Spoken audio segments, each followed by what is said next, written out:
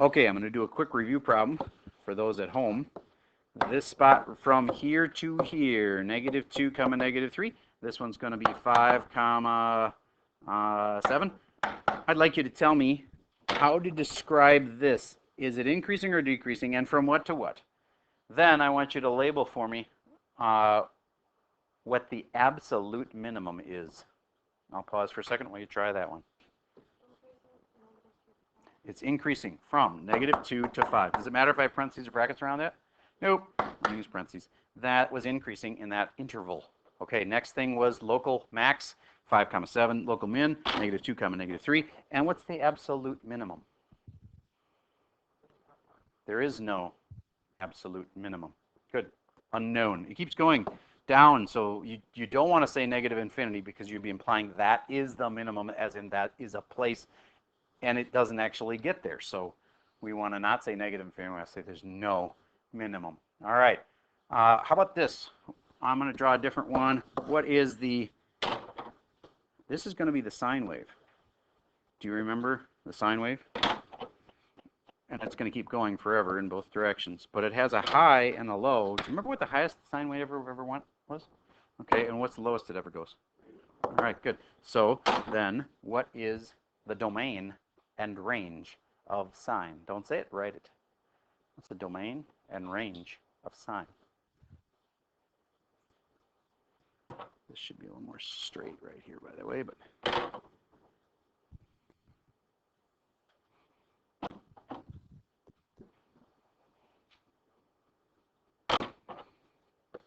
did you say the domain was from negative infinity to positive infinity? Did you say the range was from how low did that go? To how high did it go? Good. True or false? False, he says. Why? And therefore? Very good. Brackets. Okay. So that's a little review of local mins and maxes, increasing and decreasing, and domains and ranges. Let's talk about the next thing we talked about in this class, which was finding an equation like this and where it brings your function. My function, the parent was a v. Would you make a sketch for me of where that thing is? I say sketch because graphs take a long time. A sketch, you can just say, oh, it's a v, and it's flipped this way, and it's moved that way. The stretching, you can just make it a little bit more narrow. Make me a sketch of where this thing should be. And I want you to compare it with the kid I paired you with before. I'll pause for a second while I do this. By the way, a reminder, doing it in the right order is important. It will give you a different answer if you don't do this in the right order. Okay, in the interest of time, I'm going to get going here. You should have said, it's a V shape, right? And then, what's first? There's inside. There's really only two choices, that or that, if you're going to start on the inside, which is what I recommend. All right. So, how many of you say the 4 should be first? How many say the 2 should be first? How many of you are great big chickens because you never raised your hand? All right, that's almost everybody. Let's try one more time. Take a side here. Is it the 2 or is it the 4? It is one of those two that's going to happen first. Go for the 2. Raise your hand if you say 2. Okay, 1, 2, 3, 4, 5, 6, 7, 8, 9, 10. How about the 4? 1, 2, 3, 4, 5, 6, 7, 8, 9, 10, 11, 12, 13, 14, 15. Okay, good. 4 wins. You guys are wrong. It's the 2. Now, how do you know? Was it just a guess thing? No, there's rules on this stuff. Give me an explanation. Now that you know what the right answer is, give me an argument why it should be that way. It's not the 4, it's the 2. Okay. You got an argument? Good. Order of operations. Good. Well, what does the order of operations tell you? Parentheses are supposed to be first, right? Okay. You got lost on the way. You were right. It could go with the parentheses argument, but there's another reason why. If parentheses are supposed to be first, why aren't we doing the 4? It's not because you can't add the x and the 4. That's not the real reason. So it's worth a shot. All right, how about this? Do you remember that you can't trust the stuff on the inside? Everything on the inside does the opposite of what you would expect it to. Did you also know that everything on the inside goes in the opposite order of what you would expect it to? Parentheses are supposed to be first, right? In a normal situation, parentheses are first. But we're not in a normal situation. We're on the inside, where everything's opposite of what you'd expect. You would expect that to mean twice as wide, wouldn't you? Because it's a horizontal thing. Seems like it should be twice as wide. What does it actually mean? Half as wide. Okay? So things that are on the inside go in the opposite of the order you'd expect. So the first one here would be the 2. Because you would expect the parentheses to be first, so they're not first. All right, that 2 is first, number 1. And what is it? It is a vertical or horizontal thing? All right, I'd like you to list 1, 2, 3, there are 4 changes. We're going to write out the verbiage behind them and say, okay, there's 4 things that happen to this function. It was, the 2 is first, so horizontal, what? Shrink. Now I'll give you a hint. Whenever you're doing a shrink, you have to then follow it up with a fraction as your factor. The shrink factor what in this case? Yes, shrink factor 1/2. That's the right way to say that. Okay. Next, Mr. T. What's the other thing? There's 2 Mr. T's. This Mr. T. Left 4 is correct. And you don't have to say anything fancy like it's on the inside, so it's horizontal left 4, just left 4. There's no other lefts. Okay, then let's move on to the outside. What do you think, Z? Flip over the X. I don't like the word flip. Can you give me a better one? Reflect. And I also don't encourage people to say an X or a Y axis because it's chronically mistaken. Let me show you why. Here's what people think. Well, I'm flipping up and down, see right here. That's the y-axis, so I'm flipping over the y-axis. Wrong. And if you move it over here and say, well, I'm flipping over this, now I'm flipping over the x-axis. You see how I can get you confused on that? So I recommend you say vertical or horizontal. So what do you say? I think it was, you said over the x, which would be this way. Isn't that not horizontal? I think that's vertical. Okay, good.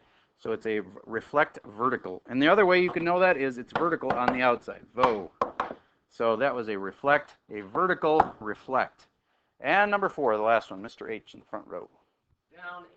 Down 8. Okay, good. One more. Oh, wait, where should this thing have ended up? If you haven't already, would you take your little sketch and compare it with the kid sitting next to you and see if your little sketch matches their little sketch?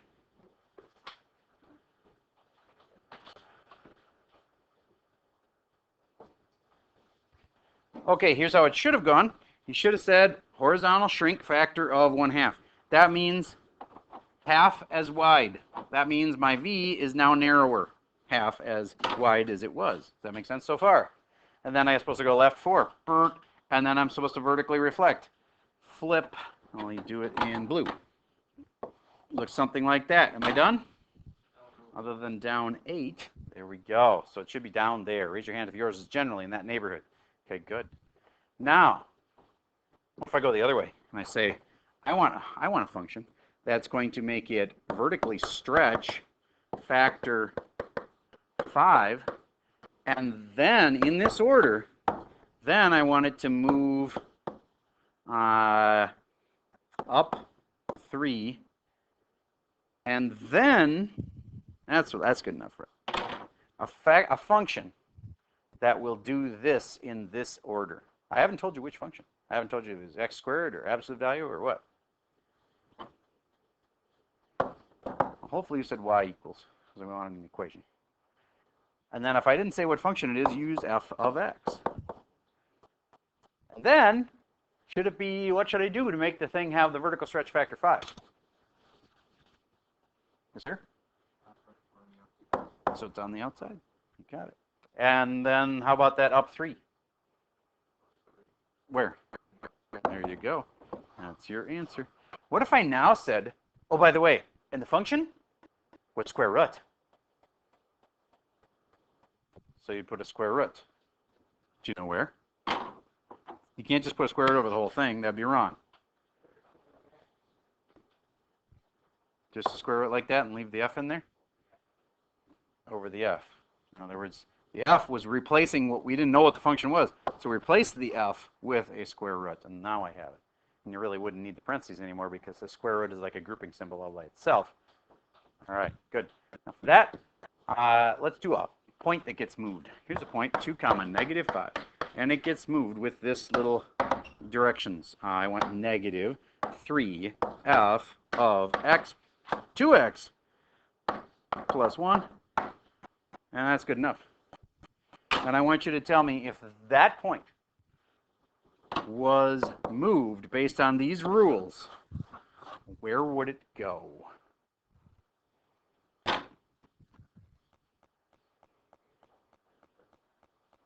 No, not a list of things in order. What I want is, where's the new point?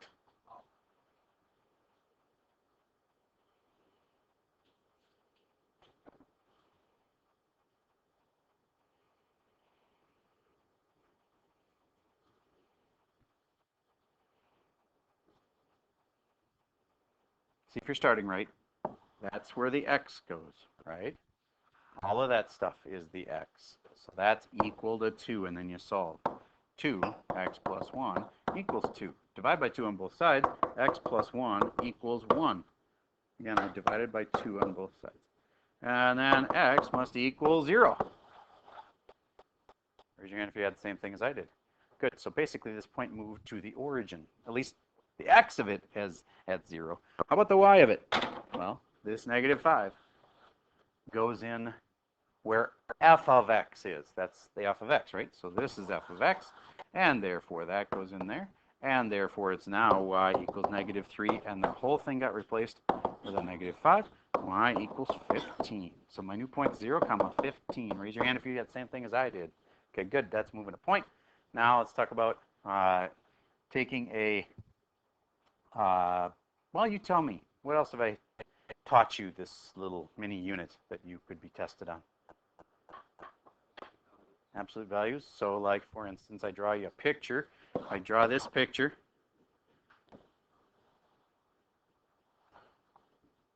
And I want to know, what if I do the absolute value? Tell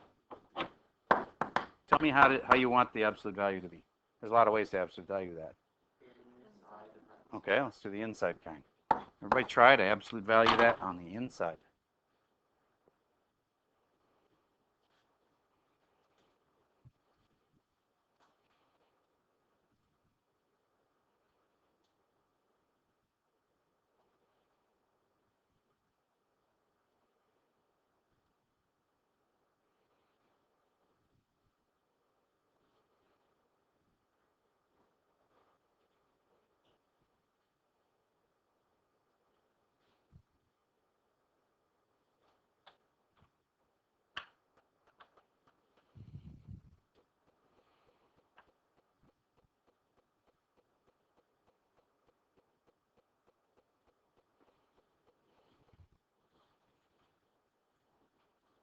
Okay, absolute value on the inside means that the x's have been absolute valued.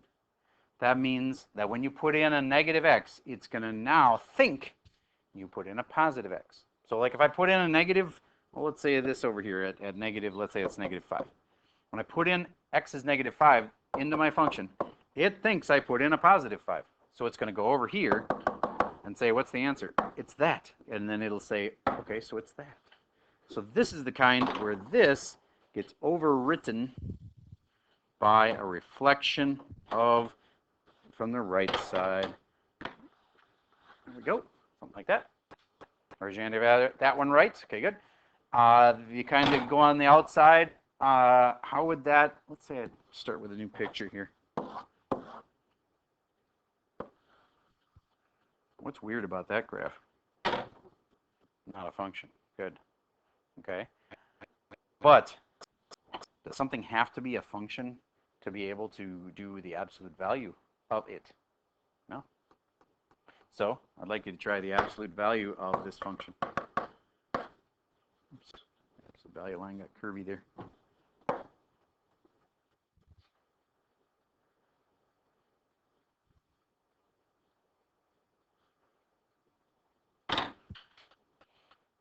Okay. So What did I absolute value? The x's or the y's? The y's. So which one of them care? The negative y's. Because the ones that are positive y are going to stay the same, right? So this part right here, they stay the same because I don't care if you absolute value me, I'm the same. But if the y's are negative, like down here, those things have to get flipped up there, because if this was like -3, it's going to now be +3. And so this would end up being right on top of the other one once it got flipped up there. Final answer is just that. Raise your hand if you had that right. Cool. All right, next topic. Is this isn't, I'm going to remind you what an inverse is. Say I had that graph, and I want to do its inverse, not its 1 over f of x. That's its reciprocal. What does an inverse do again? Sketch me what you think the inverse of that is. Inverse and reciprocal are very often confused.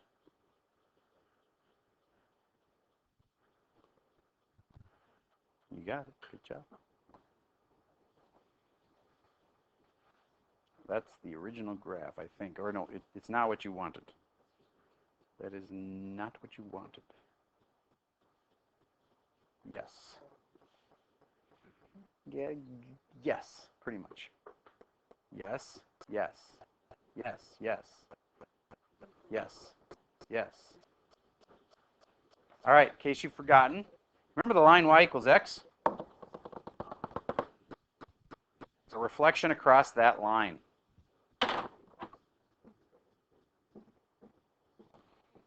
Basically like that. That was an inverse.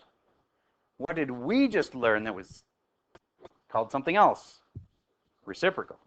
People get these confused all the time. Reciprocals are 1 over the function. So let's say I had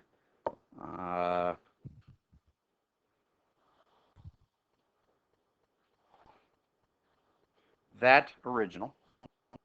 I want you to tell me what its 1 over f of x would look like.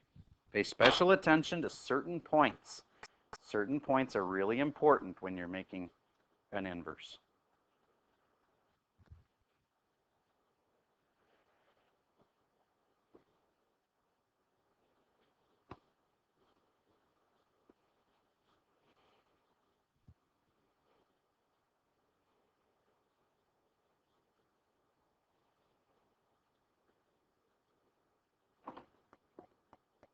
You can tell me an important point. Mr. L. Yes, and therefore on the red or on the blue one right there and there. And what happens at those spots where the y, or the f of x, is 0? What happens? Asymptotes. Means my new graph, which I'm going to draw in red here, cannot exist at that spot or at that spot. Give me another spot that's I'm supposed to pay special close attention to. Yes, sir.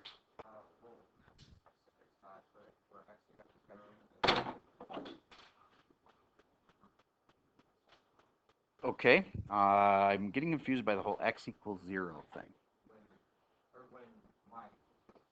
Okay, so are you, so x equals 0 would mean that spot right there. You could do that. Okay, we can do that. So let's say that this is at like 7. Then what's that point going to be on my new graph? Okay, so that would go down to about here. Okay. Now, I wouldn't say that you would have had to use that one. There's one really close to that that I would have picked. What do you think? Okay, so you're saying these spots right here and here and like here where it's 1, or maybe even here where it's -1. Those are all important spots. I agree. And there's one more. Yes, sir. The local maximum. This guy right here. Is that spot going to stay the same? No. If it's like 7.5, then it's going to be 1 over 7.5. So it's going to be down here somewhere. But that's going to be the lowest spot it ever goes. So if I have to connect all these dots now, that, can you tell it the pattern of it? It's basically kind of like a parabola, right? And then what about this ending part where this gets close to 0, the other gets close to infinity? Because 1 over, like a really small number like 1/100th, 1 over 1/100th would be 100.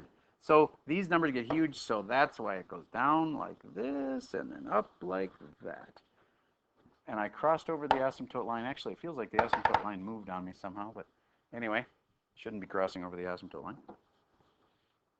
All right. How many of you did that U part right? Good. I'd say the ends are honestly the hardest part. See if you can finish up the ends and compare them with the kid next to you. And I want to see if your ends of your little new graph go the right way. Notice there's an arrow on the right end, but there is not an arrow on this left side. I'll pause for a second while I give that a shot. Okay. So this needs to be heading down like this because these are really, really small, so this should be really, really big heading towards infinity. And then I'm going to just keep going because it has an arrow on that end. I should just keep going this way. Raise your hand if you had that end right. Okay, good. And left end, hardest of them all, I'd say, because it stops. So I would just figure out about what do you think that is. I said this dot right here was like -1, so it's like -1.5, also known as -3/2. And if I put 1 over that, it flips it. It's going to be -2/3. It's just a spot. Okay. I just figured out where this blue dot there should be. At like 2/3. Hard to tell exactly where 2/3 is. I'm going to say about there.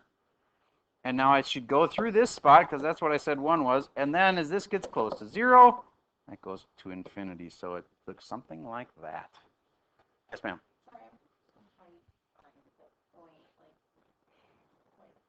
Okay, so this, what I was trying to do is take this point right here and figure out about where it is. And this is just a sketch.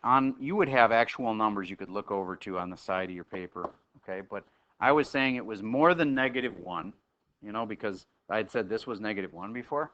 And so I'm saying it's a little lower than that. So I said it's like -1.5. So then I did this, and then 1 over that made me flip it. And so then I got -2/3. And so that's why I put the spot like, I don't know, somewhere in the neighborhood of here. But I had to go then through this point and continue going towards infinity. So it's hard because there's no scale here. But if you had a scale, you know exactly where the point is. You take its height, and you stick 1 over that to get your new height. Yes? This is finding a reciprocal.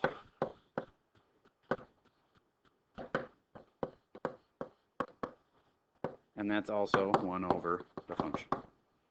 This is the notation for it. This is the word. Okay. So, talked a lot of stuff. What I would do at this point, if I were you, is I would try to look over old homework problems, maybe ones we skipped. There was quite a few, and you could do those for practice. And there's there's problems that have the solutions all worked out that you could check. So you do the problem and you check it and make sure you're doing it right. If you get a really strange word problem, that isn't necessarily something you should obsess about. Okay, so just try a little of each kind as you go through, look through your notes, try practice problems. We could give you a whole big simple worksheet that has all practice problems that are just like the test, and we never do that. I know that would be really nice and easy, wouldn't it? But honestly, we want to get you ready for more what the higher level classes are like. The higher level classes don't give you a practice test that's just like the test. Now, we just did a bunch of practice problems together, but we're not going to give you a sheet of paper that's a test like the other test.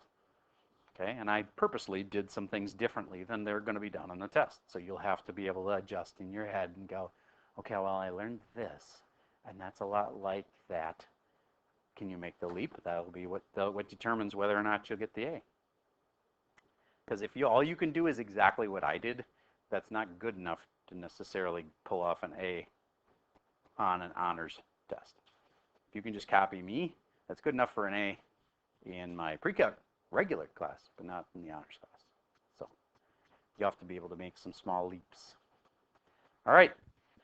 So I hope you do some studying. I know some people are going to be tempted to not, but take some time, look over notes. I did give you some formulas that I didn't even go over today.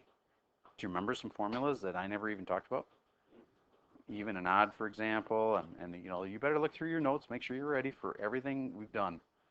All right, that's all I got for you for today.